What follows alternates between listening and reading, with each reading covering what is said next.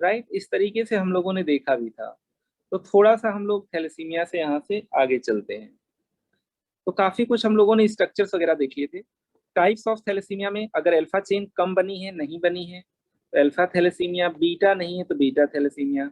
चाहे अल्फा हो या बीटा हो, डिपेंडिंग ऑन की चेन की सिंथेसिस किस लेवल तक कॉम्प्रोमाइज्ड है, हम लोग माइनर, इंटरमीडिया या थैलेसीमिया मेजर कहते हैं। जैसे मान लो इस वाले अपने उसमें हम लोगों ने कहा था कि 3 टाइप का हो सकता है, माइनर, इंटरमीडिया और मेजर। यहाँ पे हम लोगों ने इसको पढ़ने से पहले ये देख लिया था, कुछ जीन्स होती हैं जो रेस्पॉन्सिबल होती हैं हीमोग्लोबिन की बीटा चेन बनाने के लिए, है ना। तो यहाँ पे हम लोगों ने कहा था बीटा जीन आपकी नॉर्मल है, बीटा प्लस जिसमें बीटा चेन कम बनेगी, बीटा जीरो से बिल्कुल कम बनेगी।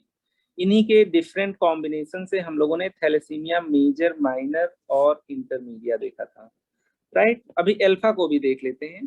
तो जब हम लोग बीटा थैल की बात करते हैं तो बीटा थैल कितने टाइप का हो सकता है, हम लोग कह देते हैं बीटा थैलेसीमिया माइनर। मैं इसमें बहुत कम प्रॉब्लम्स मिलेंगी, हो सकता है कभी ना वो इन्वेस्टिगेट कराएं ना कोई सिम्टम मिले, पूरी जिंदगी खत्म हो जाए, जान ही ना पाए। बीटा थैलेसीमिया इंटरमीडिया, इसमें थोड़ी बहुत प्रॉब्लम हो सकती है। राइट, उसके अलावा हम लोग कह देते हैं जो मेजर टाइप है जिसमें बहुत मेजर फॉल इन हीमोग्लोबिन होगा, बीटा थैलेसीमिया मेजर।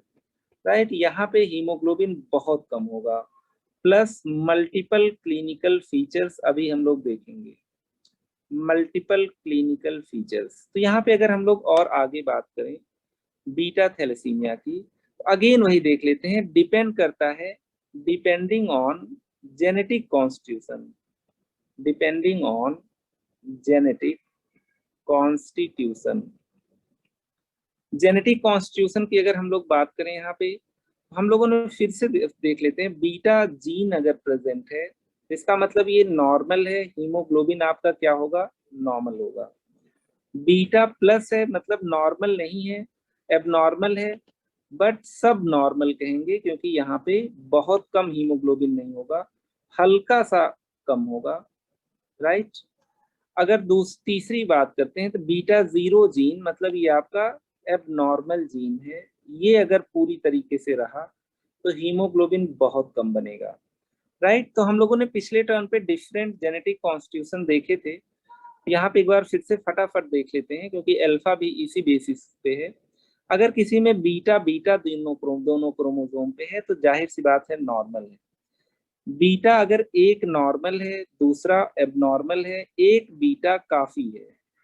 राइट, यहाँ पे हम लोग कह देते हैं क्या चीज हो गया, थैलेसीमिया माइनर। राइट, दूसरी तरफ अगर हम लोग कह दें बीटा बीटा बीटा प्लस और बीटा प्लस है, मतलब सब नॉर्मल जीन है, बिल्कुल खराब तो नहीं होगा। राइट, लेकिन कभी कभी प्रॉब्लम करेगा, इंटरमीडिया है। अगर दोनों एकदम गड़बड़ जीन्स आ गई हैं, राइट, एबनॉर्मल बीटा जीरो और बीटा जीरो, तो आपका हो जाता है थैलेसीमिया मेजर, जिसमें बहुत कम हीमोग्लोबिन होता है, हम लोग कह देते हैं Coolidge anaemia. Right, this is Coolidge anaemia, Coolidge anaemia. तो बहुत ही सिंपल है, एक चार्ट भी ले लेते हैं जिसको पिक्चर जिसमें ये सब कुछ समराइज होगा। राइट, बहुत ही सिंपल है। तो हम लोग इस तरीके से देखते हैं, थैलेसीमिया माइनर या trait, thalassaemia intermedia, thalassaemia major. Right, कुछ इस तरीके से जेनेटिक कॉन्स्टिट्यूशन हो सकता है। अगर बिल्कुल जीरो जीरो वाली जीन्स आ गई हैं तो गड़बड़ है, एक भी जीन अगर दोनों में से ठीक है तो साइलेंट होगा, माइनर होगा या ट्रेट होगा। सीवियर है मतलब यहाँ हीमोग्लोबिन बहुत कम होगा, पेशेंट को मल्टीपल ट्रांसफ्यूजन्स की जरूरत होगी। हम लोग थैलेसीमिया माइनर, इंटरमीडिया और मेजर इस बेसिस पे डिवाइड कर लेते हैं। एग्जैक्टली ये कैसे पता चलेगा, या तो जेनेटिक टेस्ट करा लें या तो आगे चल के हम लोग पढ़ेंगे हीमोग्लोबिन इलेक्ट्रोफोरेसिस, एचबी इलेक्ट्रोफोरेसिस, जो कि मेन इन्वेस्टिगेशन होता है to detect thalassaemia and type of thalassaemia. तो बिल्कुल सिंपल सा रहा। इसी तरीके से अल्फा थैलेसीमिया भी हो सकता है। Right, alpha thalassaemia, alpha thalassaemia में alpha genes sorry alpha chains आपकी क्या है, डिक्रीज्ड है और बिल्कुल मिसिंग है, राइट। जैसे बीटा के लिए हम लोग कहते थे 2 जीन का पेयर होना चाहिए, अल्फा के लिए हमारे पास 4 जीन्स का पेयर होना चाहिए। Alpha chain needs 4 alpha genes. अब डिपेंड करता है चारों अल्फा जीन खराब हैं कि 1-2 अल्फा जीन खराब हैं। जैसे हम लोगों ने बीटा थैलेसीमिया को क्लासिफाई किया है on the basis of genetic constitution, उसी तरीके से अल्फा को भी कर लेते हैं। अल्फा अनकॉमन है, लेकिन अब ऐसा नहीं कि अल्फा होता ही नहीं। जितना सीवियरली बीटा प्रेजेंट करता है उतना सारे अल्फा उतना सीवियर प्रेजेंटेशन में नहीं आते हैं। यहाँ पे देखो, इसको अपने हैंडमेड डायग्राम से नहीं बता रहे हैं, इसी में बता दे रहे हैं। तो अल्फा में अगर मान लीजिए मैंने कह दिया किसी के पास चारों अल्फा जीन्स हैं, राइट, 4 अल्फा जीन्स, तो ये क्या है, नॉर्मल है। इनमें से अगर एक भी मिसिंग है या चारों मिसिंग है तो उसी तरीके से सीवियरिटी बढ़ती जाएगी। इसमें आप लोग देख रहे हो एक मिसिंग है, राइट, यहाँ पे 4 जीन्स हैं और ये नॉर्मल है। एक मिसिंग है तो ये अगेन साइलेंट कैरियर है। जैसे मान लीजिए हम लोग बीटा थैलेसीमिया की बात करते थे, तो यहाँ पे भी ये आपके क्या थे, साइलेंट कैरियर थे।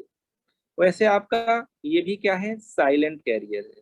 अब जैसे जैसे देखो यहाँ 2 जीन मिस हो रही हैं, 2 ही बची हैं, तो यहाँ पे ट्रेट हो गया, राइट। यहाँ पे केवल एक जीन प्रेजेंट है, हम लोग इसी को कह देते हैं हीमोग्लोबिन एच, राइट। जिसके पास केवल एक अल्फा जीन होती है तो हम लोग इसी को HbH डिजीज कह देते हैं, HbH डिजीज।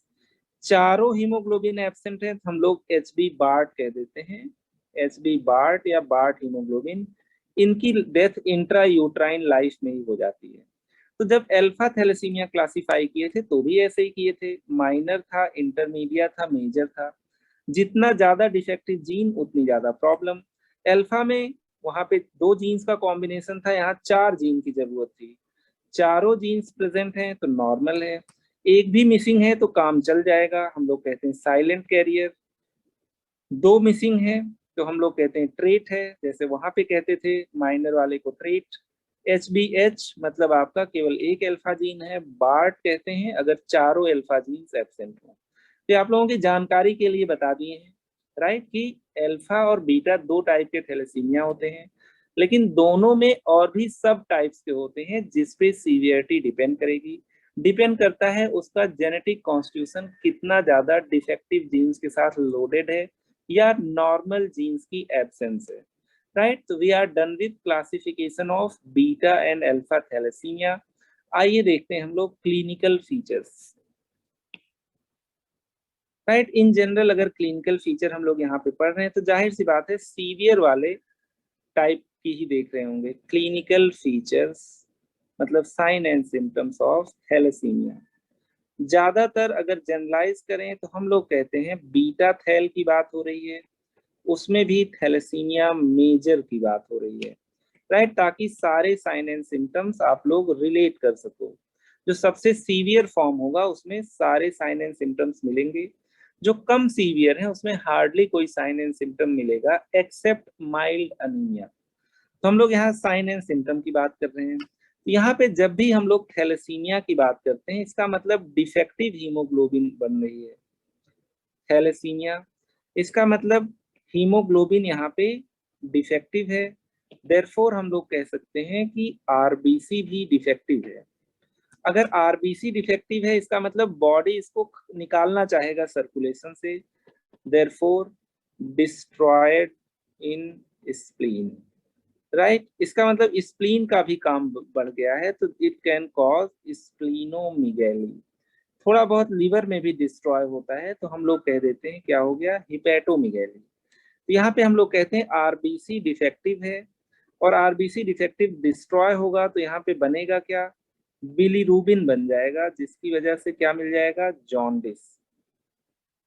तो कुल मिला के हीमोग्लोबिन आपका डिफेक्टिव है, हीमोग्लोबिन कम मिला, पैलर मिला, जॉन्डिस मिला, स्प्लीनोमीगैली मिला या हिपैटो स्प्लीनोमीगैली मिला।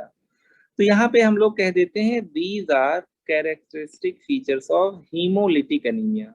हम लोग कहते हैं आरबीसी जो डिफेक्टिव था वो डिस्ट्रॉय हो गया है, मतलब आरबीसी की लिसिस हो रही है, देयरफॉर इस टाइप की अनीमिया को हम लोग क्या कह देते हैं, हीमोलिटिक अनीमिया। और हीमोलिटिक अनीमिया में जो मोस्ट कॉमन टाइप है that is beta thalassaemia. Right, तो हम लोग बीटा थैलेसीमिया पढ़ रहे हैं, तो इसका मतलब किसी में अगर हीमोलिटिक पिक्चर मिल रही है तो हमें बीटा थैलेसीमिया को रूल आउट कराना है। राइट, क्लिनिकली देखना चाहेंगे क्या क्या फीचर्स हैं, और आगे चल के हम लोग नेस्ट्रॉफ टेस्ट करेंगे, और दूसरी चीज हम लोग करेंगे एचबी इलेक्ट्रोफोरेसिस, जिससे हमें आइडिया लग जाता है कि पेशेंट की बॉडी में किस टाइप की नॉर्मल या एबनॉर्मल हीमोग्लोबिन का प्रेजेंस है। राइट, तो वो सब हम लोग आगे देखेंगे इन्वेस्टिगेशंस में। अभी हम लोग फोकस कर रहे हैं क्लिनिकल फीचर्स में। तो कभी यहाँ पे एक ट्रायड ना भूलें आप लोग, अगर किसी में थैलेसीमिया है तो इसका मतलब ये ट्रायड वहां पे मिल सकता है। हीमोलिटिक अनीमिया है, लेकिन यहाँ पे हम लोग जनरलाइज कर रहे हैं, थैलेसीमिया लिख रहे हैं, थैलेसीमिया ट्रायड, 3 फीचर्स हैं। तो अगर ऐसा कुछ मिलता है तो हम लोग थैलेसीमिया सबसे पहले सस्पेक्ट करेंगे। जाहिर सी बात है, सबसे पहले पेशेंट में पैलर होना चाहिए क्योंकि हीमोग्लोबिन कम है।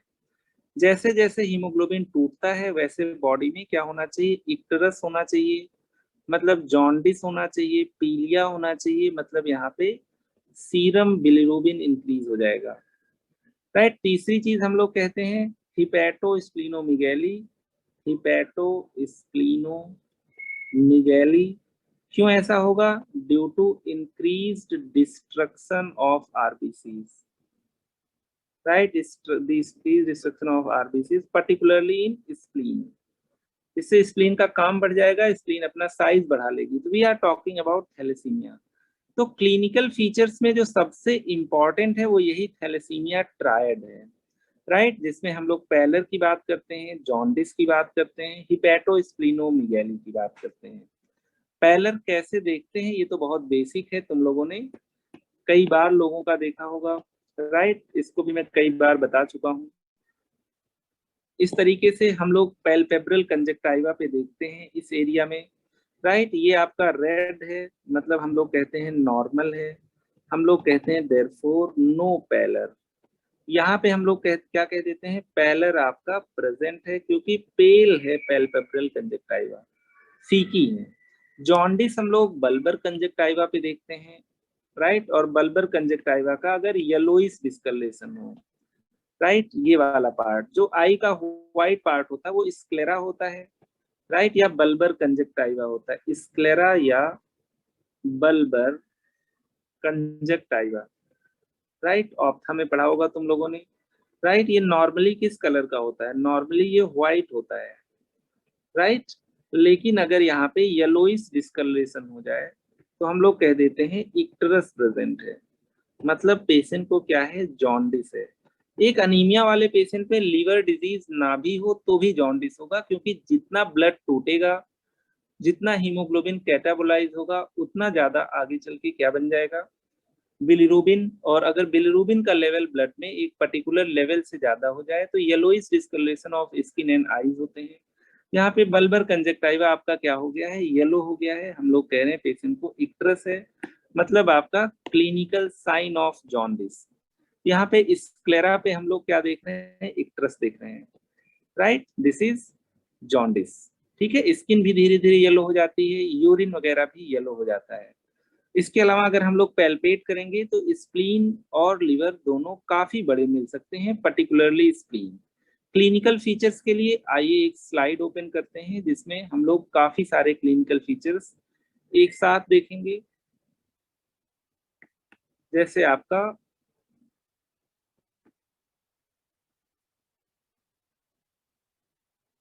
क्लिनिकल फीचर्स के लिए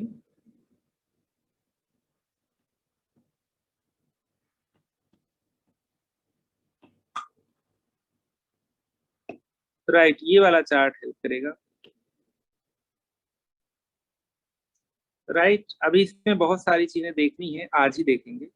हम लोग कह रहे हैं अगर बच्चे में खून ही नहीं होगा तो फेलियर टू थ्राइव, जैसे एडल्ट में जाके नहीं, बचपन से ही पता चल जाएगा थैलेसीमिया है कि नहीं है। राइट, तो हम लोग यहाँ पे बात कर रहे हैं किस चीज की, थैलेसीमिया की। जाहिर सी बात है, ज्यादा डिस्कशन। फेलियर टू थ्राइव मतलब बच्चा पनपेगा नहीं। अनीमिया मिलेगा और जॉन्डिस मिलेगा। और देखो थर्ड लाइन ही लिखी है hepatosplenomegaly which can be very massive due to hypersplenism, right. तो बच्चा ग्रो ही क्या करेगा, राइट, जब खून ही नहीं होगा, दुबला पतला होगा। तो जब भी क्लिनिकल फीचर्स की बात करते हैं तो क्लिनिकल फीचर्स में थैलेसीमिया के ट्रायड की बात करते हैं, राइट, थैलेसीमिया या हीमोलिटिक एनीमिया के ट्रायड। तो we always start with anaemia, right, jaundice मतलब इक्टरस, अनीमिया का मतलब हो गया पैलर, और लास्ट में हम लोग कह देते हैं हिपैटोस्प्लीनोमेगैली। लिवर और स्प्लीन का फंक्शन ज्यादा हो गया है, हिपैटोस्प्लीनोमेगैली, राइट, लिवर और स्प्लीन का साइज ज्यादा हो जाएगा, राइट। तो ये आपका एक तरीके से बेसिक है। अब ऐसा नहीं है कि बस इसके अलावा देखो, अगर किसी में अनीमिया है तो बेचारा थका थका सा रहेगा, किसी चीज में मन नहीं लगेगा, चिड़चिड़ा रहेगा, समथिंग लाइक दैट, वो सारी चीजें तो हैं ही। अब यहाँ पे अगर हम लोग इम्पॉर्टेंट क्लू की बात करें तो यहाँ पे मिल जाता है haemolytic facies, important clue, right. Face को देखोगे, फेस आपका क्या होगा, हीमोलिटिक फेसिस। अब हीमोलिटिक फेसिस क्या होते हैं, haemolytic facies, right. Haemolytic facies की बात करें तो हम लोग कहते हैं prominent bony bones, right, prominent bones. Prominent bones चेहरे की बहुत ज्यादा प्रोमिनेंट होंगी, क्यों, हम लोग कहते हैं due to bone marrow expansion, bone marrow expansion to increase haemopoiesis. आप लोगों को पता है कि बोन मैरो ही क्या बनाता है, ब्लड सेल्स बनाता है। तो यहाँ पे हम लोग कह रहे हैं कि आरबीसी का डिस्ट्रक्शन बढ़ गया है, राइट। मान लो ये कोई बोन है, इसके अंदर बोन मैरो है, राइट। मैरो जितना जितना फैलेगा उतना बोन आपकी क्या होती जाएगी, थिन होती जाएगी। बोन मैरो ने आरबीसी बनाया, लेकिन ये आरबीसी क्या हो रही है, कंटिन्यूअसली डिस्ट्रॉय हो रही है। इसका मतलब बोन मैरो अपनी एक्टिविटी बढ़ा लेगा ताकि कंपनसेट करके ज्यादा हो, bone marrow activity increases, right. जिसके अलावा बोन के अंदर का बोन मैरो क्या होता है, एक्सपेंशन होने लगता है, एक्सपेंशन। इसके वजह से बोन में दुनिया भर के चेंजेस आने लगते हैं, बोन मैरो एक्सपेंशन, एक्सपेंशन, जिसकी वजह से कुछ बोनी चेंजेस मिलते हैं, राइट। उन्हीं की बात हम लोग करना चाह रहे हैं, बोनी चेंजेस की, जिनकी वजह से फेस चेंज हो जाता है, हम लोग कह देते हैं हीमोलिटिक फेसिस। देयरफॉर अगर हम लोग बात करें हीमोलिटिक अनीमिया, जिसका एक कॉमन एग्जांपल है क्या, थैलेसीमिया, थैलेसीमिया, इसमें जो फेसिस होते हैं, फेस अपीयरेंस वो चेंज हो जाता है, बोन्स काफी प्रोमिनेंट हो जाती हैं क्योंकि मैरो डायलेट होता जाता है। फेस अपीयरेंस आपका क्या होता है, टिपिकल होता है, नोन एज हीमोलिटिक फेसिस। तुम लोगों ने स्क्वेरिल देखी होगी, उसको चिपमंक कहते हैं, तो ऐसे लगता है गिलहरी जैसा फेस हो गया है, also known as chipmunk facies, also known as chipmunk facies, right, also known as क्या, chipmunk facies. We are talking about haemolytic anaemia, जिसमें फेसियल अपीयरेंस कैसे हो जाता है, हिमोलिटिक फेसिस हो जाती है, चिपमंक फेसिस। तो ये भी आपका एक क्लू है, अगर किसी में अनीमिया हो, किसी में हिमोलिटिक अनीमिया हो और शकल कुछ इस तरीके से हो, राइट, जैसे है आपका ये, इसी को हम लोग कह देते हैं चिपमंक फेसिस। आप लोग देख पा रहे हो जाइगोमैटिक बोन बहुत प्रोमिनेंट है, फोरहेड बहुत प्रोमिनेंट है, राइट, हम लोग कह देते हैं प्रोमिनेंट बोन्स चेहरे की, right, prominent bones known as chipmunk facies. Chipmunk मतलब गिलहरी, स्क्विरल, चिपमंक फेसिस और haemolytic facies, right, haemolytic facies. Bone marrow अंदर का एक्सपेंड होता जाता है तो कहीं कहीं की बोन्स थोड़ी सी ज्यादा बाहर आ जाती हैं, ज्यादा प्रोमिनेंट हो जाती हैं, हम लोग कह देते हैं हिमोलिटिक। यहाँ देखो स्कल थोड़ा सा निकल गया है बाहर की तरफ, राइट, तो ये भी due to bony changes, bony changes in thalassaemia. इतना ही नहीं, मैरो में दुनिया भर के और चेंजेस होते हैं, तो जब एक्सरे करा के देखते हैं तो क्र्यूकट या हेयर ऑन एंड अपीयरेंस मिलता है। अभी हर एक चीज को समराइज कर लिया जाएगा। एटलीस्ट ये इतना तो बिल्कुल क्लियर है, you have anaemia, you have jaundice and hepatosplenomegaly. यहाँ पे आप लोग देख पा रहे हो फेस में या बाकी पूरी बॉडी के बोन्स में कुछ ना कुछ चेंजेस होते हैं, क्योंकि बोन मैरो एक्सपेंशन होता है। जो भी आरबीसीज डिस्ट्रॉय हो रही हैं, जिनकी हाफ लाइफ कम हो गई है, बॉडी चाहती है कि कंपनसेट करके, क्योंकि बोन मैरो तो ठीक ही है, बस आरबीसी गड़बड़ टाइप की बन रही है जो प्री मैच्योरली डिस्ट्रॉय हो जा रही है। तो बोन मैरो उसको कंपनसेट करना चाहेगा, जिसकी वजह से कुछ बोनी चेंजेस मिलेंगे। अक्सर बोन्स प्रोमिनेंट हो जाती हैं, बल्जिंग हो जाती हैं। फेस की हो गए तो हम लोग कहते हैं haemolytic faces, chipmunk facies, right. ये भी हम लोग कहते हैं हिमोलिटिक एनीमिया के लिए एक क्लू है। ऐसे लोगों में आगे चल के इन्वेस्टिगेशन देखेंगे, लेकिन बोनी चेंजेस की बात हो रही है तो ये जान लेना जरूरी है यहाँ पे कि पेशेंट के और भी चेंजेस होंगे, जैसे कुछ इस तरीके से, राइट। यहाँ पे आप लोग देख पा रहे हो थैलेसीमिक फेस हो गया है। और स्कल में जब एक्सरे कराते हो तो इस तरीके से स्पाइक्स मिलते हैं, हम लोग कहते हैं क्र्यूकट अपीयरेंस, या हम लोग कह देते हैं हेयर ऑन एंड अपीयरेंस। यहाँ पे भी आप लोग देख पा रहे हो चीक बोन्स काफी प्रोमिनेंट हैं। हम लोग इसी को क्या कह देते हैं, हिमोलिटिक या चिपमंक फेसिस, चिपमंक फेसिस। और ये देखो यहाँ पे ऐसे लगता है कि इस तरीके से स्पाइक्स निकले हुए हैं। हम लोग कहते हैं जब स्कल का एक्सरे कराते हैं, बहुत रेयरली सिर का एक्सरे कराया जाता है, राइट, तो उसमें क्या मिल जाता है, crew cut appearance. Crew cut जो आप लोग बाल रखते हो, कभी कभी मैं भी रखता हूँ, क्र्यू कट अपीयरेंस, या इसी को कह देते हैं हेयर ऑन एंड अपीयरेंस। पता नहीं इसका बड़ा मतलब क्या है, लेकिन ठीक है। तो इस तरीके से हम लोग बात कर रहे हैं हीमोलिटिक फेसिस की। हम लोग कुछ बोनी चेंजेस की बात कर रहे हैं जो कि थैलेसीमिया मेजर में इन पर्टिकुलर मिल सकता है, राइट। तो अभी तक हम लोगों ने अगर देखा जाए तो बहुत सारे सिम्टम्स देख लिए हैं, started with thalassaemia triad, right. फिर उसके बाद हम लोग बोनी चेंजेस देख लिए हैं जिसमें हिमोलिटिक फेसिस हैं। फिर हम लोगों ने देख लिया है कि एक्सरे भी कराया तो भी बोन में कुछ चेंजेस मिले, राइट। एक तो मैरो एक्सपैंड हो रहा है अंदर से, और जो बोन की टेबल है वहां से छोटे छोटे से प्रोजेक्शंस निकल रहे हैं। We call it crew cut appearance, और we call it hair on end appearance, right. तो कुल मिला के इतने सारे क्लिनिकल फीचर्स हैं, राइट। तो यहाँ से हम लोग उन्होंने देखा, अभी इसको समराइज करते हैं। एक और स्लाइड लेते हैं, या कुछ और रेलेवेंट डायग्राम्स होते हैं तो उनको भी ले लेते हैं। इन जनरल अगर हम लोग बात करें तो हम लोग थैलेसीमिया मेजर की बात करते हैं, है ना, तभी सारी चीजें फिट होती हैं। अब देखो यहाँ पे अगर मेजर होगा तो फीचर्स ज्यादा होंगे, ट्रेट होगा या माइनर होगा तो बहुत हल्के फुल्के चेंजेस होंगे। ज्यादातर हम लोग कह देते हैं ये डिजीज साइलेंट है। कभी किसी ने इलेक्ट्रोफोरेसिस करा लिया, राइट, तो पता चल गया, अदरवाइज पूरी लाइफ पता ही नहीं चलेगा।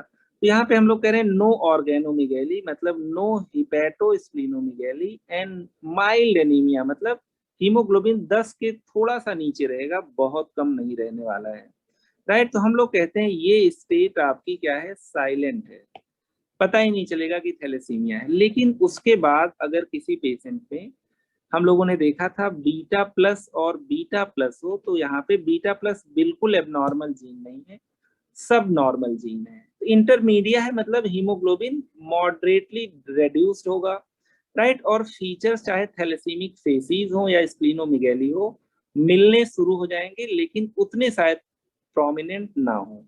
तो हम लोग कहते हैं यहाँ पे हीमोग्लोबिन 8 to 10 के रेंज में आ गया है ना, बल्कि उससे कम हो गया है। और माइल्ड एनीमिया है विद थैलेसीमिक फेसिस विद हिपैटोस्प्लीनोमेगैली। लेकिन जब मेजर हो जाएगा तो यहाँ पे वही चीजें और ज्यादा इंक्रीज हो जाएंगी। तो हम लोग कहते हैं major thalassaemia, major, minor and intermedia. Major की बात करें तो बीटा जीरो है, राइट। इंटरमीडिया की बात करें तो बीटा प्लस है। बाकी जो बच गए सब आपके थैलेसीमिया ट्रेट या साइलेंट कैरियर है।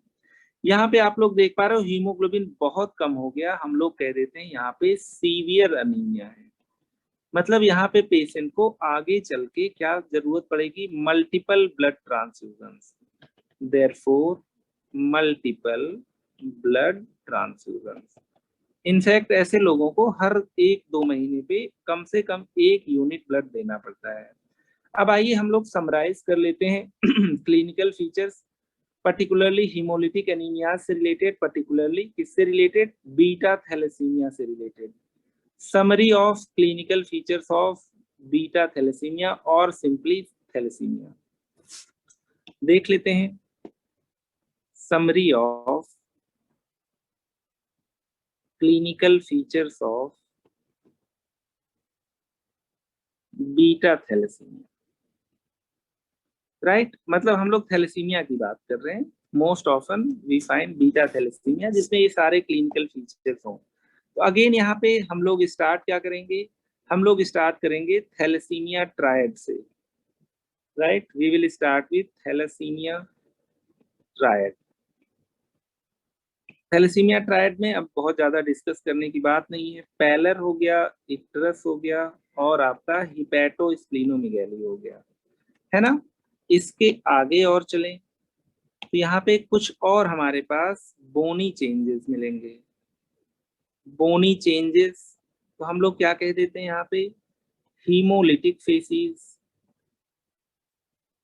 हीमोलिटिक फेसिस और आपका और चिपमंक फेसिस, चिपमंक फेसिस। और दूसरी चीज हम लोग क्या कह देते हैं, अगर ऐसे पेशेंट में, खैर ये इन्वेस्टिगेशन पे मिलेगा, एक्सरे कराएंगे तो यहाँ पे क्या मिलेगा, hair on end appearance, hair on end appearance. और हम लोग क्या कह देंगे, और इसी को क्रू कट अपीयरेंस कह देते हैं, crew cut appearance, we call it crew cut appearance. बाकी सारे जो सिम्टम्स होंगे वो अनीमिया की वजह से आएंगे, हम लोग कहेंगे जनरल सिम्टम्स होंगे, राइट। जैसे poor concentration, lack of interest, easy fatigability, है ना, हो सकता है पैल्पिटेशन हो। यहाँ पे कुछ general symptoms due to anaemia, हम लोगों ने पहले भी ये सब चीजें देखी थी। जनरल सिम्टम्स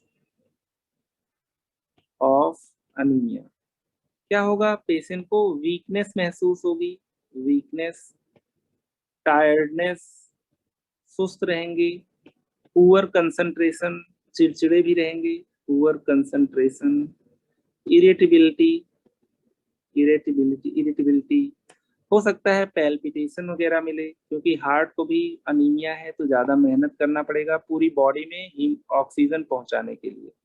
तो कुल मिला के थैलेसीमिया काफी सिंपल है। अगर हम लोग क्लिनिकल फीचर की बात करें तो लॉजिकली हर एक चीज तुम लोग समझ लिए होगे, राइट। कल हम लोग इन्वेस्टिगेशन और